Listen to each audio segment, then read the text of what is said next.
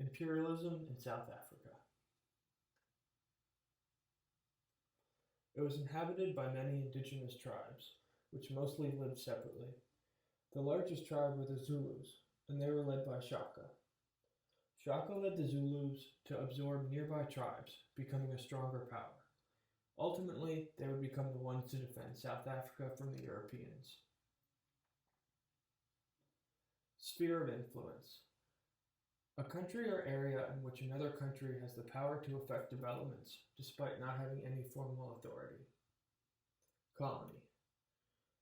Colony involves political and economical control over a territory. Africa was a mystery to Europe, and they came searching for wealth. They stationed a port for connections to the east. They stayed and constructed a global port when they found the land was rich with diamonds and gold. The Dutch, or the Boers, and the British. The indigenous tribes were outmatched by European technology, and both countries were able to take full advantage of them. The Boers and the British fought with each other for who would have the lion's share of South Africa's wealth, and who would own the natives.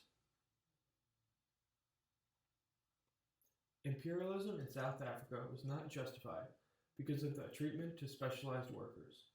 They had long-term effects which led for their race to be discriminated against for years to come, even leading to apartheid. The specialized workers were forced to mine and build railroads in horrible conditions, while the British reaped all the benefits, exhausting South Africa of their natural resources.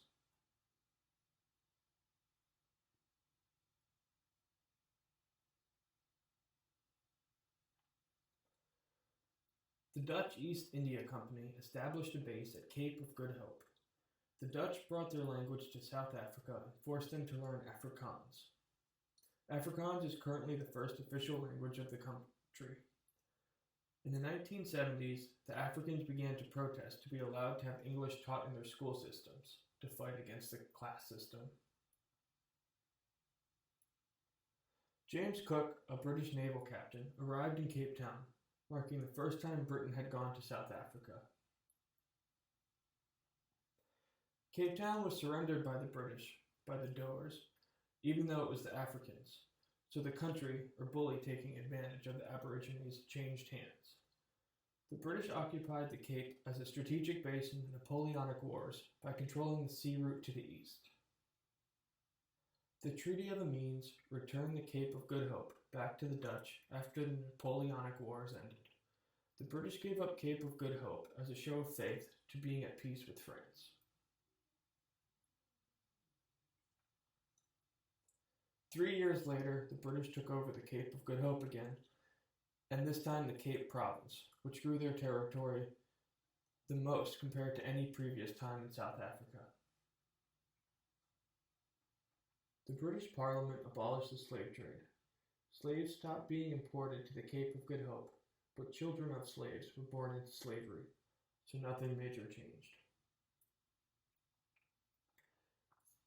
The Dutch migrated off the coast and further into South Africa to escape the rule from the British, but in turn displacing the indigenous tribes. The British let the Dutch migrate, knowing this would make it easier and pave the way for when the British decided to move inland. The gold and the diamond rush is sparked, and the abuse of the South Africans to be used as specialized workers begins. They were exploited as miners, to construct railroads, and other aspects to help the British export South Africa's natural resources.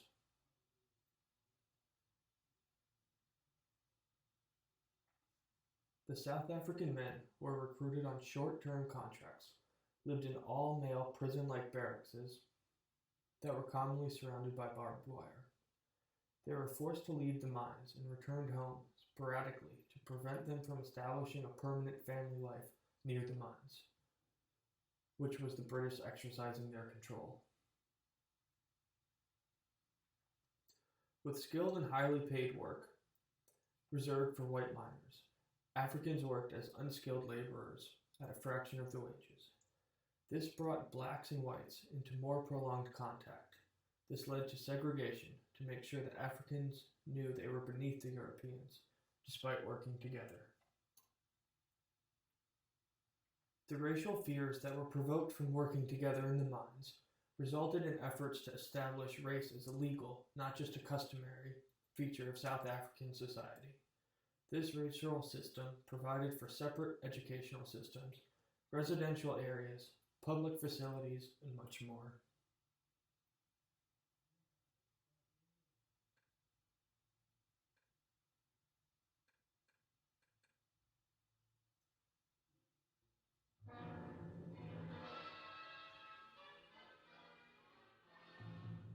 Demonstrations against the South African government's strict apartheid policies flare into shocking violence. At Sharpsville, an industrial township, thousands gather outside a police station in protest against new laws requiring every African to carry a pass at all times. The crowd refused to disperse and began stoning the police, who opened fire into the crowd from behind a wire fence. In 2 days of demonstrations that began here, between 50 and 100 were killed, hundreds injured. Worldwide protests were raised, including a condemnation of the violence by the United States State Department. In South Africa, a mass work boycott by Africans is crippling industry in the area. An uneasy calm reigns. The conditions that led to the Sharpsville tragedy continue unchanged.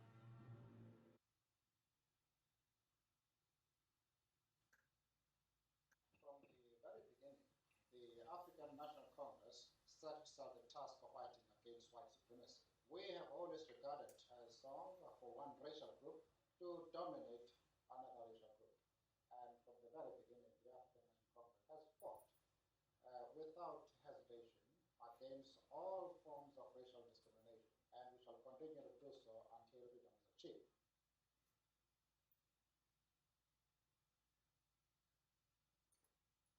Pros versus cons, imperialism of South Africa. Africa became more advanced than they previously were. They gained advanced medical care, railroads, communication, and schooling. Europe took their identity by not allowing their languages or customs to survive. Racism was sanctioned by the British law, and racial tensions lasted decades after. The country never was granted reparations for the exploitations of their natural resources.